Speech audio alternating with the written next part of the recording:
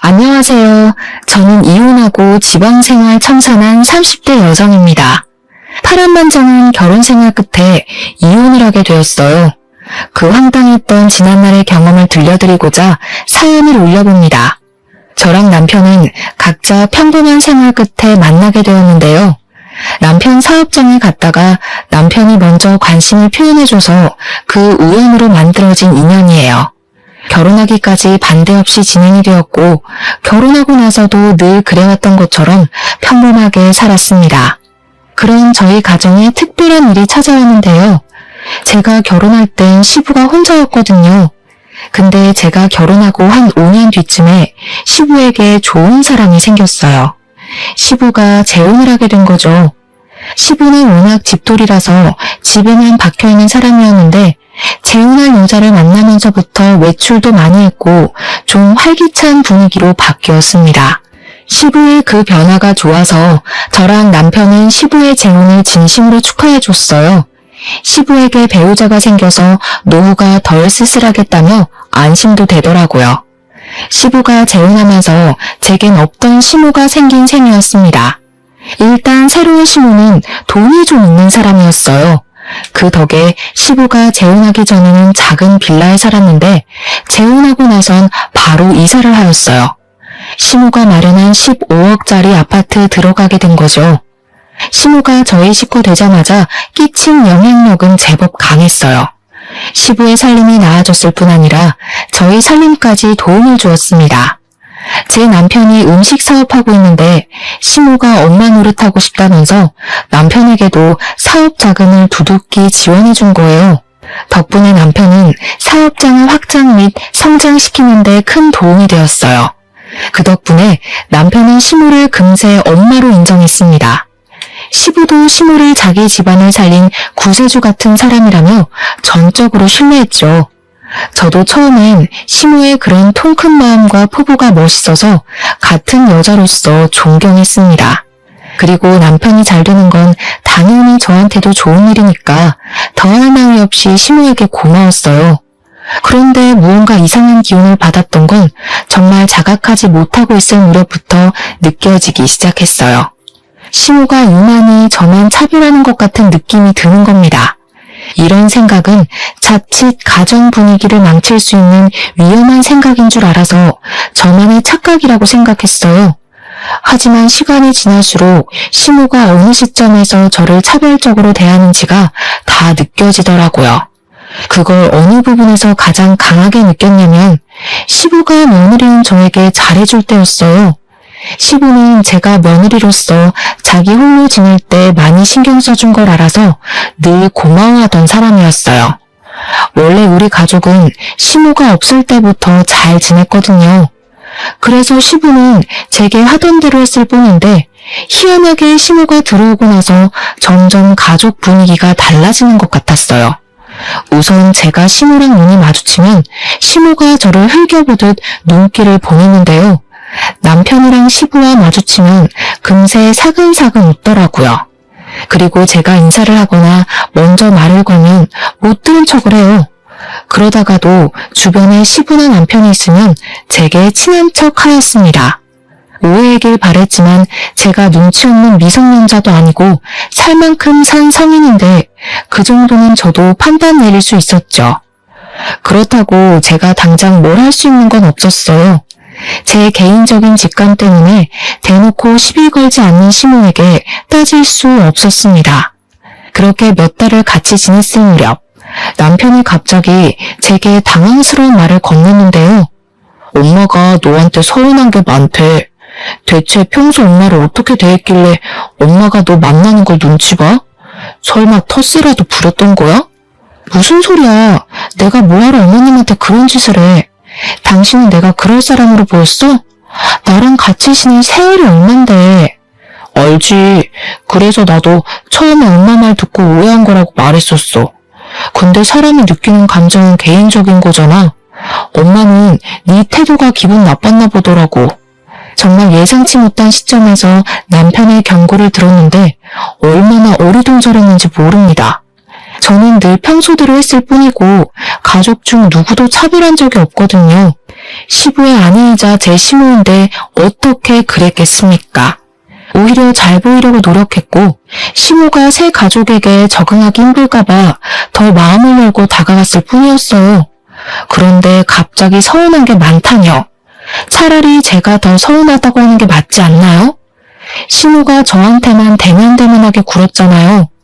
아니면 정말 남편 말대로 저도 모르게 시모에게 상처를 줬나 진심으로 돌아본 적도 있었습니다.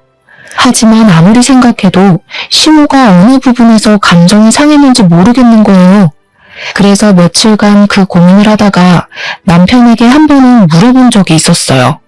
대체 시모가 뭐가 그렇게 서운했더냐고 물어봤더니 남편이 얼마 전 시부 생신 얘기를 하는 겁니다. 시부는 생신날 외식하는 걸 좋아하는 분이세요.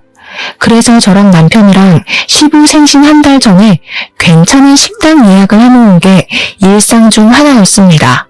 사실 한 달 전에 예약하는 거는 가족 중에 누가 사정이 생길 수도 있다고 생각했어요.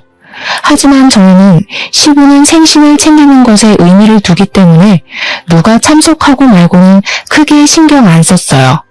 남편이 시간 안 되면 저랑 시부 단둘이서 식사를 했고 제가 시간 안 되면 남편이랑 시부 둘이 식사를 했었죠. 그게 저희 가족에서 암묵적인 룰 같은 거였어요. 그래서 시부가 재혼한 뒤 찾아온 생신 때에도 늘 하던 대로 한 달 전에 식당을 예약했습니다. 근데 시모가 갑자기 시부 생신 하루 전에 참석을 못할 것 같다고 하는 겁니다. 급한 일 때문에 급히 외국 출장을 가야 해서 어렵다 하더라고요. 그래서 시부 생신 하루 전날에 시부모님 둘이서 생신 축하를 미리 했다고 했어요.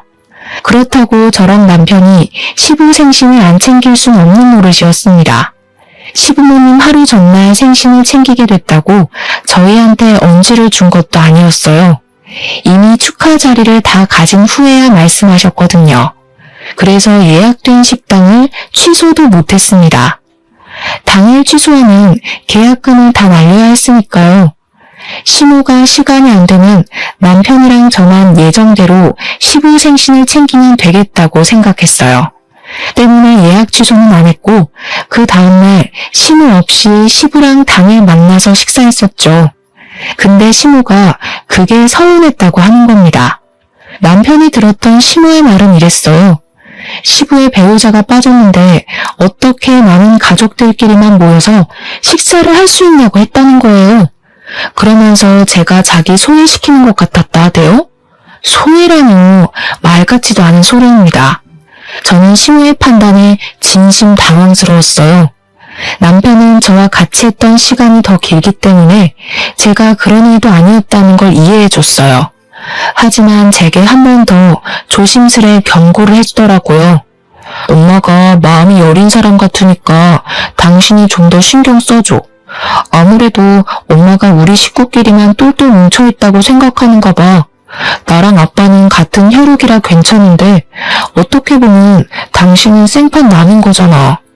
그래서 엄마가 괜히 불편하게 느끼는 것 같아. 어렵겠지만 당신이 더 젊으니까 노력 좀 해주라. 너무 어이없었지만 그래도 이때까지는 남편 말대로 제가 더 노력하고자 마음먹었습니다. 저 하나로 인해 좋았던 가정 환경을 망치고 싶지도 않았고 또 제가 의도하지 않은 언행이나 표정으로 인해서 시모가 과민하게 받아들였을 수도 있다고 생각했거든요. 말했다시피 사람의 감정은 개인적이니까 제가 그러지 않았다고 상대방이 제 의도와 같은 감정을 느낄 거란 건 확신할 수 없는 일이잖아요. 차라리 제 실수가 있었기를 바라기도 했습니다. 그럼 시모와 오해를 풀고 잘 지냈을 테니까요. 하지만 그게 뜻대로 잘 안 되었어요. 시모의 당황스러운 태도는 제가 조심하고 신경 쓴다고 되는 게 아니란 걸 알았습니다. 어느 날 있었던 일인데요. 남편이 시모 덕분에 사업적으로 굉장히 승승장구했거든요. 그 때문에 남편은 시모한테 정말 헌신하는 아들이 되었는데요. 남편이 오랜만에 시댁에 가서 밥을 먹자고 하는 겁니다. 남편의 제안에 저도 흔쾌히 수긍을 했어요. 우리 시부는 재혼하기 전 저랑 남편과 함께 소고기를 좋아하는 편이었습니다. 그래서 식사를 하게 되면 주로 소고기가 메인이었고 이것 또한 암묵적인 텔레파시 같은 거였어요. 사실 소고기 잘 못 먹는 사람 없잖아요. 저는 당연히 시모도 좋아할 줄 알았습니다. 남편도 시모에게 물어볼 생각 안 하고 소고기 싫어하는 사람 어디 있냐면서 당연하게 한우를 구매해 시댁을 방문했어요. 가니까 시모가 먼저 우리를 반겨주더라고요. 시부랑 남편이 있어서 그런지 제게도 친절한 눈웃음을 보여줬습니다. 그때쯤엔 제가 시모의 인간적인 얼굴을 더 많이 봤던 때라 시모가 제게 웃어주는 것이 더 어색했을 때였죠. 저는 시부모님에게 인사드리고 바로 식사 준비를 시작했습니다. 그러자 시모가 또 보여주기 식으로 저를 돕기 위해 주방으로 들어오더라고요. 그리고 남편이랑 같이 장봐온 소고기를 막 들추더니 시부랑 남편한테까지 안 들리는 작은 목소리로 제게 말을 걸어왔어요. 어떻게 먹을 게 고기밖에 없다니? 지금 한우만 사온 거 맞지? 뭘 준비할 땐 어른한테 먼저 연락해서 허락을 받는 게 예인데. 이것도 네 의견이야? 네? 저희는 평소 같이 밥 먹을 때 꼭 소고기를 먹었거든요.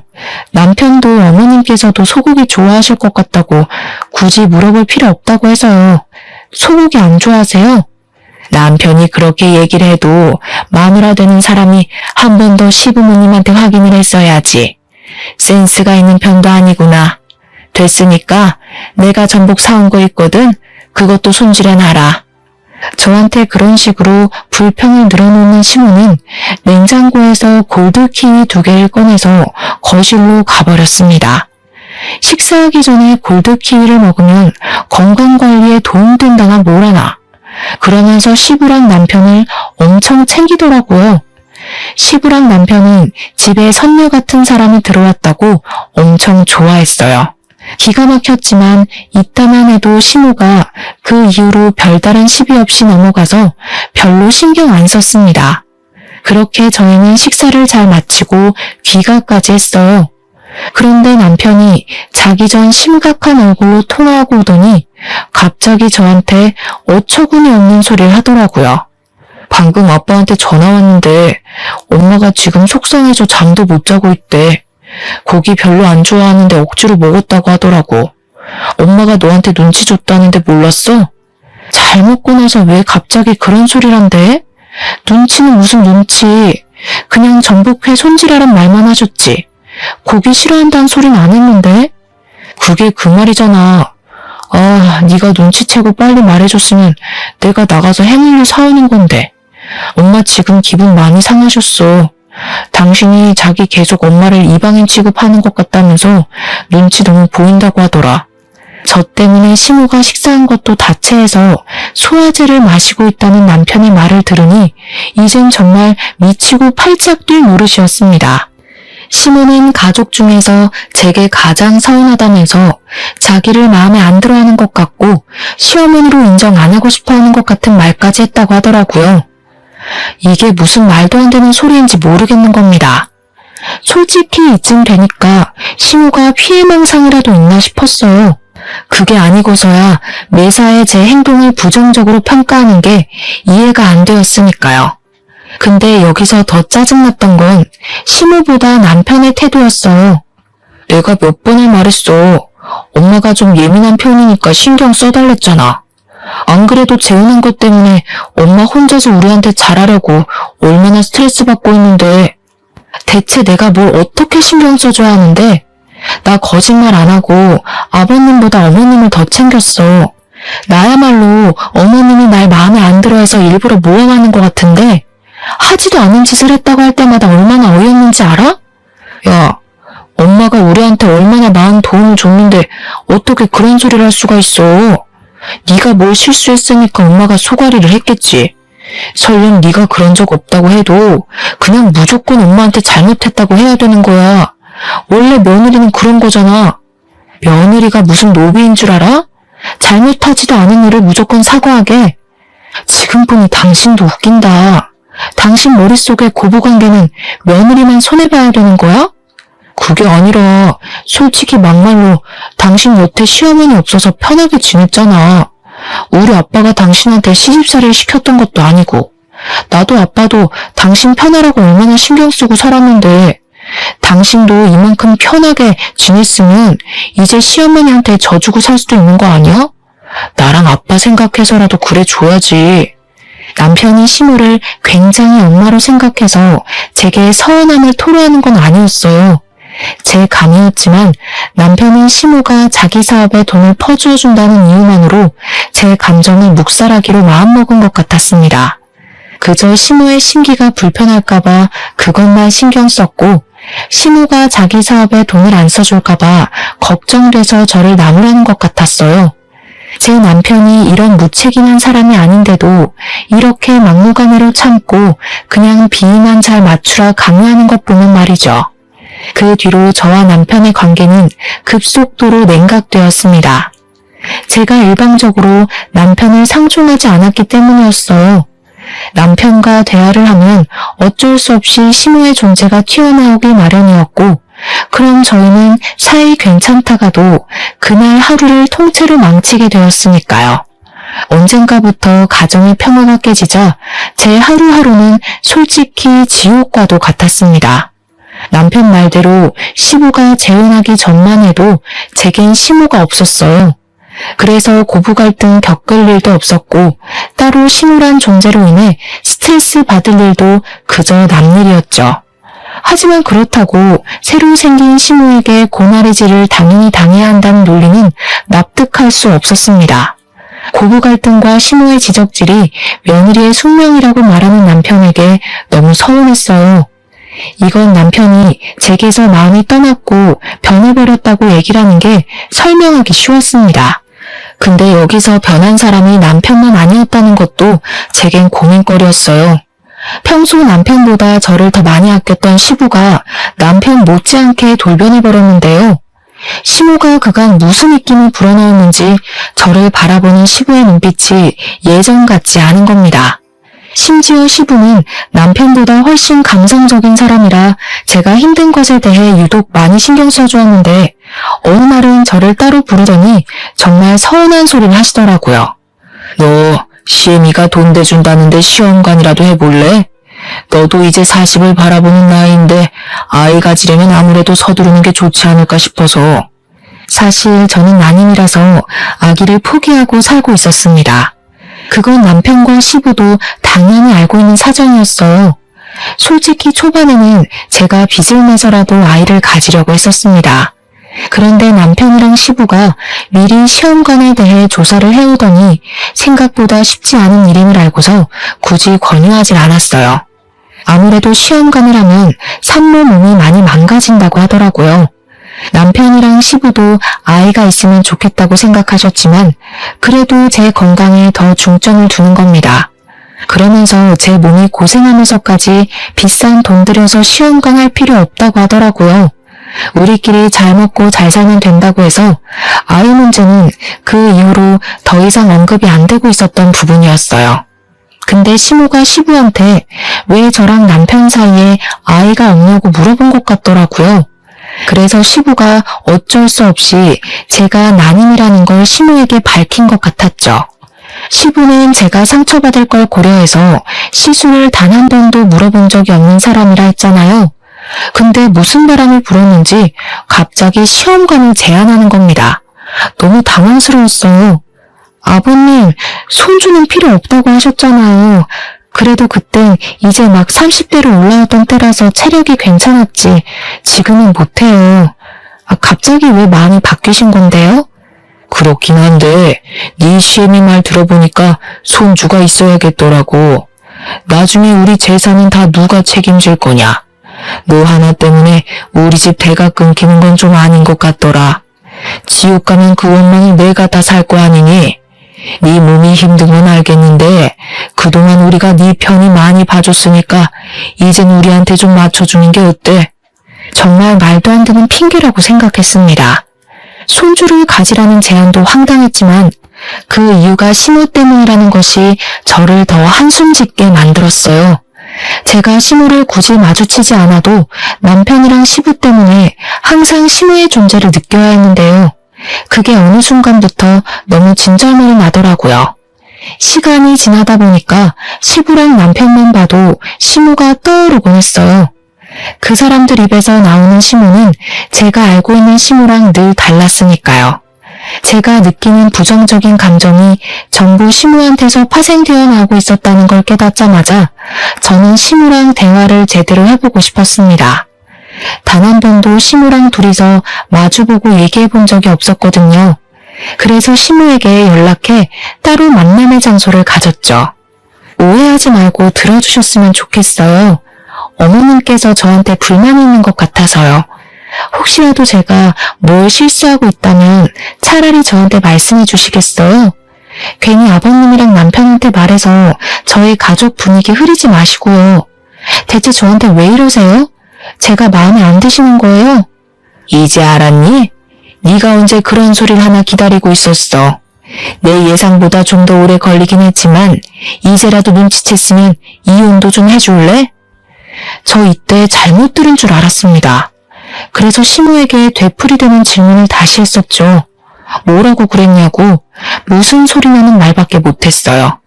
나 아는 아가씨가 있는데 내 아들이랑 결혼시키고 싶거든. 사업 파트너 관계 맺으려고 그러지. 너처럼 부모도 없고 집안 배경도 없는 사람들은 잘 모르겠지만 원래 나처럼 사업으로 먹고 사는 사람들은 파트너가 중요하단 말이야. 이렇게 말 안 하면 또 눈치채는데 오래 걸렸으려나? 네가 우리 가족한테 쓸모가 없는 것 같아서 바꾸려는 거야. 사람에게 상처되는 말을 하면서도 시모는 아주 당당했습니다. 제 남편이 체인점 음식 사업을 하고 있다고 했잖아요. 근데 시모가 하고 있는 일도 음식 사업이었거든요. 아무리 그래도 그렇지 자기 기준에 쓸모없다고 생각해서 가족을 쫓아내는 게 어디 있나요? 이런 것도 굴러들어온 놈이 박힌 돌 빼낸다고 표현할 수 있을까요? 그날 시모를 부른 건 저였는데도 너무 황당해서 이걸 몰래 녹음했습니다. 시모는 자기 할 말만 하고 바쁘다며 자리에서 일어났어요. 그렇게 헤어진 뒤에 저는 남편한테 가서 시모의 실체를 곧장 들려줬습니다. 그런데 제가 남편을 그때까지도 신뢰하고 있었나 봐요. 남편의 반응이 더 당황스러웠어요. 사실 나도 알고 있었어. 당신한테 언제 말해야 하나 고민했는데 잘 됐네. 이왕 이렇게 된 거 그냥 말할게. 우리 이혼하자. 내 나이는 그렇게 막 늙은 것도 아니잖아. 다시 가정 꾸리기도 좋고 엄마가 나 빨리 부자 되게 해준다더라고. 엄마한테 들었다시피 나 솔직히 더 크게 성공하고 싶거든. 오히려 제가 남편한테 이혼 통보를 받게 되는 이상한 상황이 연출되었어요. 마지막 지푸라기를 잡는 심경까진 아니었는데도 그게 제게 마지막 지푸라기와 같은 기회가 되어버렸습니다. 남편이 시모가 위자료를 두둑하게 챙겨준다고 했으니까 소송할 생각하지 말고 조용히 나가줬으면 좋겠다고도 하더라고요. 남편에게 버려졌을 때는 너무 비참했어요. 어디도 제가 기댈 수 있는 가족은 없다는 걸 깨달았습니다. 처음엔 당황해서 말문이 막혔지만 나중에는 생각할수록 눈물만 나오더군요. 제가 어떠한 결정도 내리지 못하고 있을 때 시모가 저를 한 번 더 찾아온 적이 있었어요. 남편은 일을 하러 가서 저밖에 없는 집에 찾아오신 거였죠. 아들한테 들었다.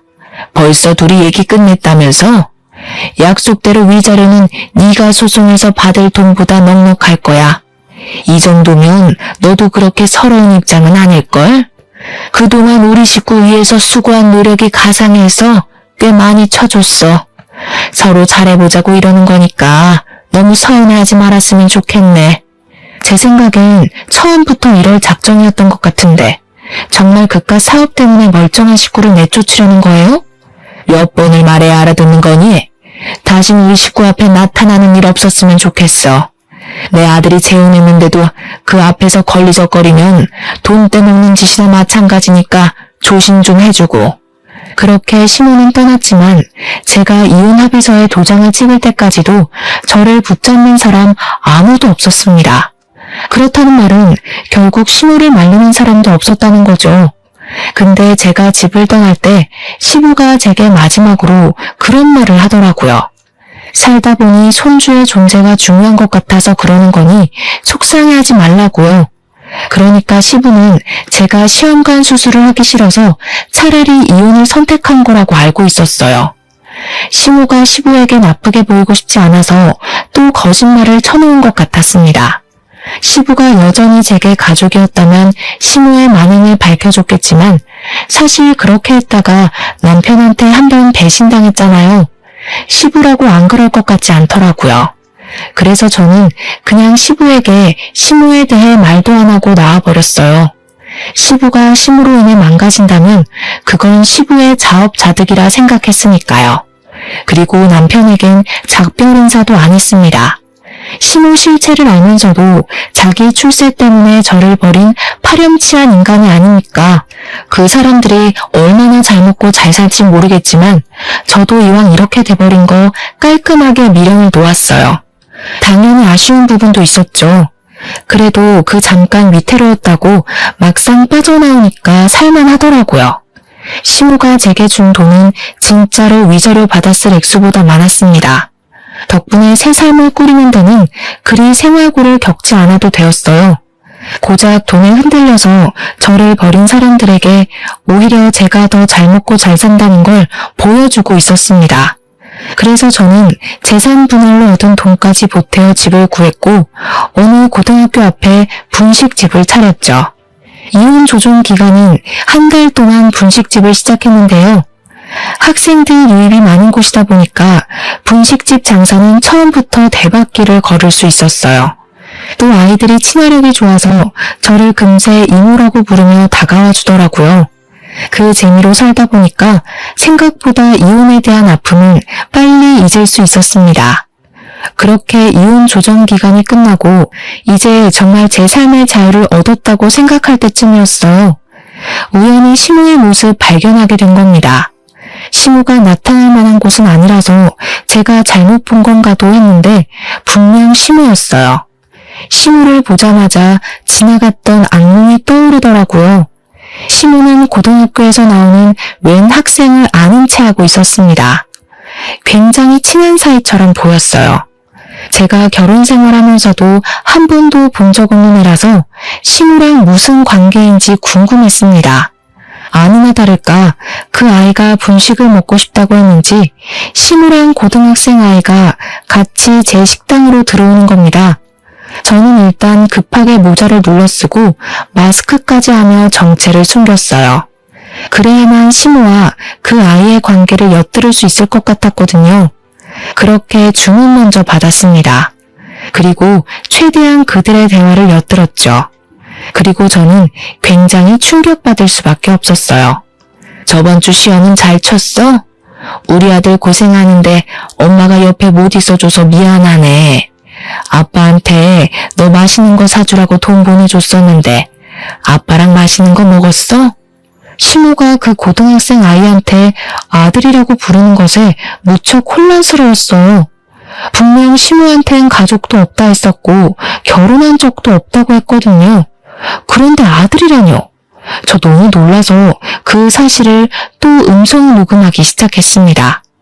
나중에 시모가 나온 CCTV 영상 파일까지 저장을 해놨죠. 시모랑 그 고등학생은 실제 모자 관계 맞는 듯 했어요. 들어보니까 시모한테는 결혼 안 하고 사실혼 관계로 지내고 있는 불륜남이 있더라고요. 그 불륜남을 시모가 아이의 아빠라고 부르고 있었고 마찬가지로 아이도 시모와 그 불륜남을 부모라 칭하고 있었습니다. 그 관계는 시부랑 재혼하기 전부터였고 시부에게 접근한 건 시모 아들 빼곤 불륜남과 서로 짜고 치는 고스톱인 것 같았습니다. 시모는 자기 아들을 향해서 집이 곧 구해질 것 같으니 같이 살 날이 머지 않았다는 말을 하더라고요. 그러면서 자기 아들한테도 출장 얘기를 했는데 그 출장 얘기를 가만 들어보니까 얘기가 익숙한 겁니다. 생각해보니 제가 이혼하기 전 시모가 시부에게 한 번씩 출장 간다고 하고 집을 비울 때가 있었거든요. 그때 하던 변명과 거의 비슷한 거 아니겠어요? 그걸 들으니까 촉이 딱 오더라고요. 시모는 자기 아들에게 출장 얘기를 하고 시부랑 남편 있는 집에 가 다른 가면을 끼고 한 가정의 아내인 척, 새엄마인 척 했던 거예요. 그건 바로 다 시부의 재산을 빼돌리기 위함이었죠. 결국 시모가 시부에게 거짓말하면서 출장을 갔던 이유 또한 사실 불륜남이랑 자기 아들을 만나러 다녔다는 것과도 일맥상통하는 셈이었습니다. 당시 시부가 갖고 있던 재산은 아파트 한 채와 남편의 가게였어요. 얘기하는 걸 듣자 하니 시모가 확실히 그걸 노리고 있었습니다. 너무 놀라운 사실이라서 몰래 더 알아보니까 시부 앞으로 들어간 사망보험금도 시모가 노리고 있었더라고요. 그러니까 시모는 여태 우리에게 말했던 이미지가 전부 거짓이었다는 거예요. 음식 사업한다고 했던 것도 거짓말이었고 돈 좀 있는 사람이란 것도 거짓말인 거죠. 이런 말도 안 되는 짓을 저지른 이유는 그저 더 큰 돈으로 불리기 위해서 돌려막기 하고 있는 거였어요. 그 과정에서 제겐 빼먹을 재산도 없고 제가 부모도 없으니 받을 유산도 없는 존재잖아요. 그러니까 자기 계획에 방해된다고 생각해서 쫓아버린 거였어요. 게다가 제가 시모 뒤를 밟았다가 알게 된 또 다른 당황스러운 진실이 있었는데요. 시모가 저랑 이혼시키고 남편에게 사업 파트너 집안의 아가씨를 소개해준다 그랬거든요. 근데 사실은 남편을 꼬드기려고 붙인 아가씨가 불륜남의 배다른 딸내미인가 보더라고요. 결국 고등학생인 시모 아들만 이 사실을 모르고 있었고 시모랑 불륜남이랑 불륜남 딸만이 이 계획의 주인공들이었어요. 이미 그들과 저는 끝난 관계였지만 그래도 한때 법적으로 묶여있던 가족이었잖아요. 그러니 제게도 남일 같지만은 않더라고요. 너무 충격이었습니다. 그리고 한편으론 시부가 얼마나 무식했으면 이런 콩가루 같은 사람을 못 알아봤을까 그런 생각도 들었어요. 시부랑 남편은 여전히 시모의 존재에 대해 모르고 있을 겁니다. 이제 막 돈에 눈을 뜬 사람들이라서 만약 시모의 실체를 알았다면 저한테 연락이 왔을 거라고 생각하거든요. 시모는 한 며칠 출장 간다고 거짓말을 해놨는지 자기 아들 학교를 연이어 찾아왔습니다. 당연히 저희 분식집도 여러 번 들렸죠. 그때마다 저는 음식을 갖다 주며 그들 대화를 항상 녹음했어요. 그리고 이만하면 충분한 증거가 됐다고 생각했을 때쯤 시모에게 친히 목소리를 들려줬습니다. 시모가 계산하고 나가려고 할 때 모자랑 마스크를 벗었어요. 오랜만이네요. 근데 아들이 있는 줄은 몰랐어요. 듣자 하니 아드님은 아무것도 모르시는 것 같은데 좀 불쌍한 것 같기도 하고. 제가 모습을 드러냈더니 바로 저를 알아본 시모가 깜짝 놀라더군요. 그리고 가장 먼저 취했던 행동이 자기 아들을 간수하는 거였습니다. 영문 모르던 시모 아들은 시모가 먼저 가라고 내보내는 바람에 자리를 떴어요. 그러고 나서 시모는 이전보다 훨씬 더 예민해진 상태로 저를 향해 눈을 부릅떴습니다. 교활하게 내가 들락날락한 줄 알면서도 이제야 정체 드러낸 이유가 뭐야? 내가 위자료 두둑하게 줬으니까 다신 우리 눈앞에 나타나지 말랬지. 이러라고 내가 그 큰 돈을 덜컥 내준 줄 알아? 뭘 착각하셨나 본데 제 발로 찾아온 건 그쪽이에요. 다짜고짜 아들까지 모시고 와서는 묻지도 않은 말 알아서 뱉으셨잖아요. 네가 진작에 정체 밝혔으면 내가 여길 안 찾아왔을 거 아니야.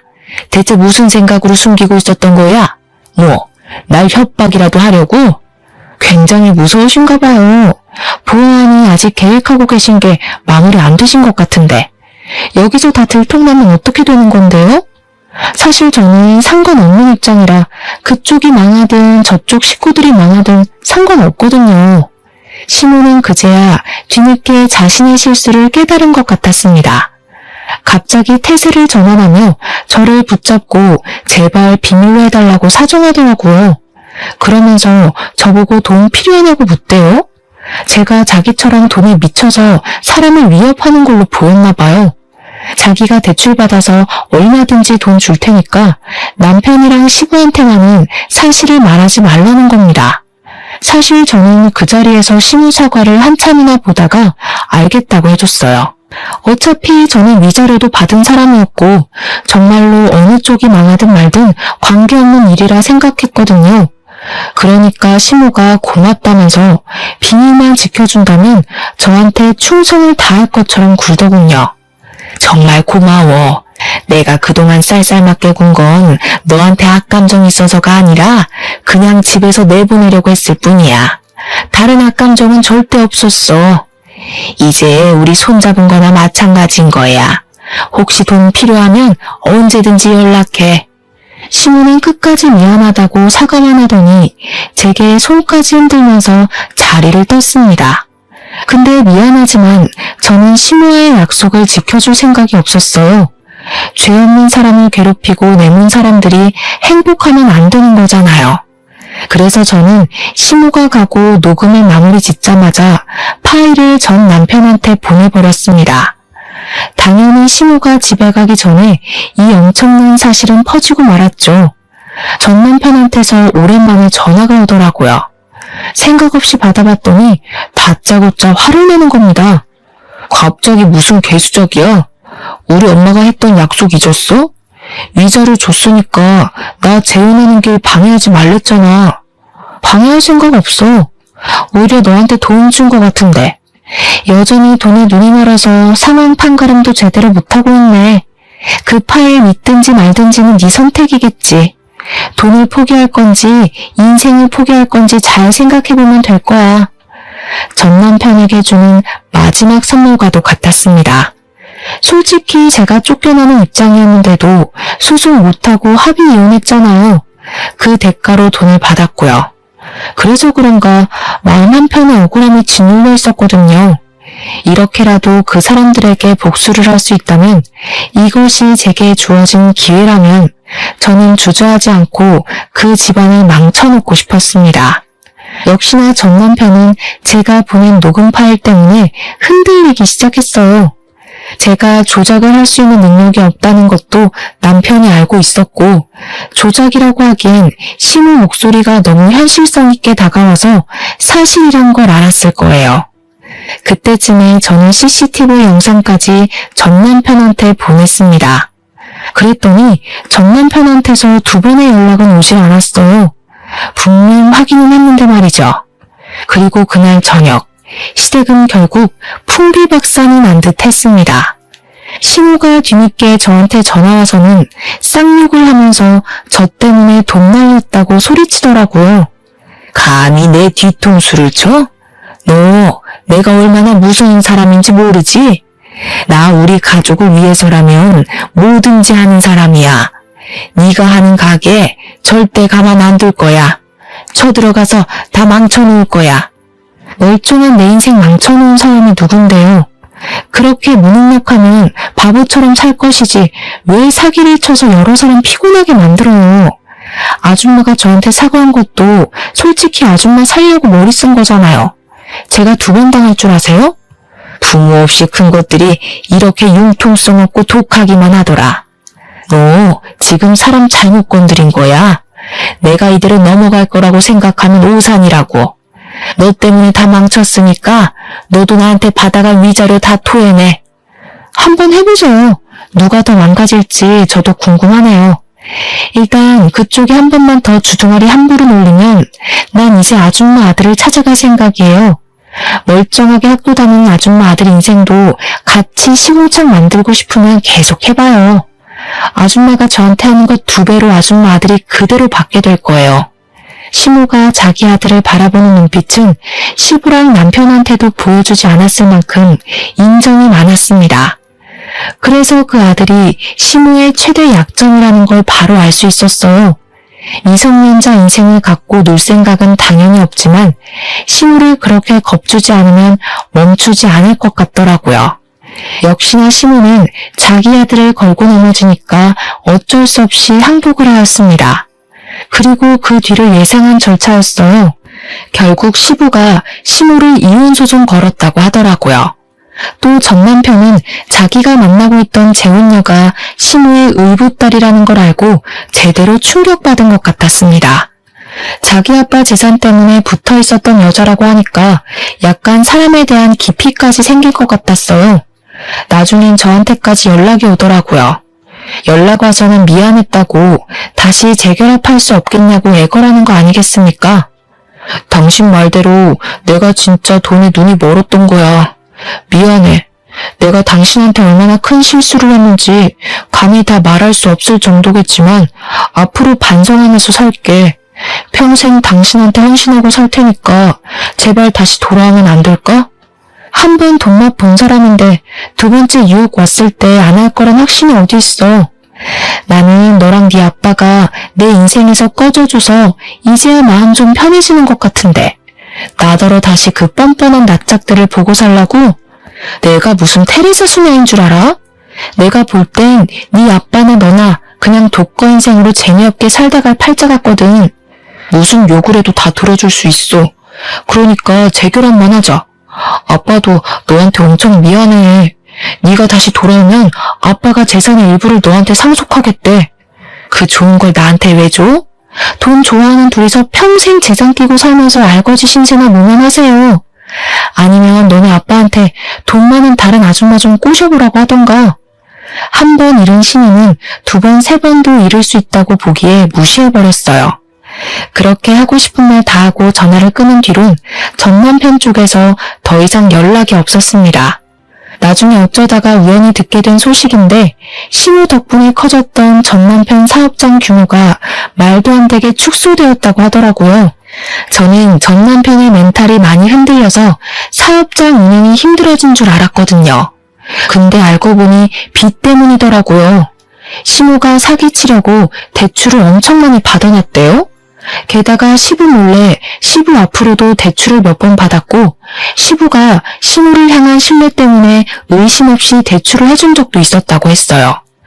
그래서 시무 앞으로 된 빚이 너무 많았는데 시부가 이혼하면서 그 빚을 나눠 갚는 바람에 전 남편이 큰 사업장을 계속 운영할 수가 없었던 거죠.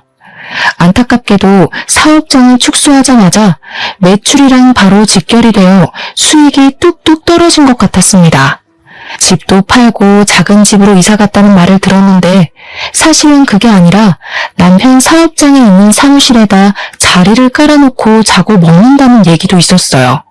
그 동네만 가도 주민들이 알아서 다 얘기를 해주니 그 사람들 소식은 딱히 궁금할 새가 없더군요. 뭐가 진실인지 몰라도 우선 어렵게 지내고 있는 건 맞는 듯 했어요. 잘 되었다고 생각합니다. 다른 사람의 인생을 함부로 대했다면 그만한 대가는 감안했어야 한다고 생각해요. 저도 그걸 전 남편과 시무를 보고 잘 배웠기 때문에 함부로 누구를 벼랑 끝에 내모는 짓은 하지 않을 겁니다. 그런 말도 있잖아요. 내가 대접받고 존중받으려면 내가 먼저 다른 사람을 그렇게 대해야 한다고요. 여러분들도 더불어 사는 사회에서 누군가를 짓밟고 내 인생을 일으켜 세우지는 마셨으면 좋겠어요. 그럼 여기까지 쓰도록 하겠습니다. 감사합니다.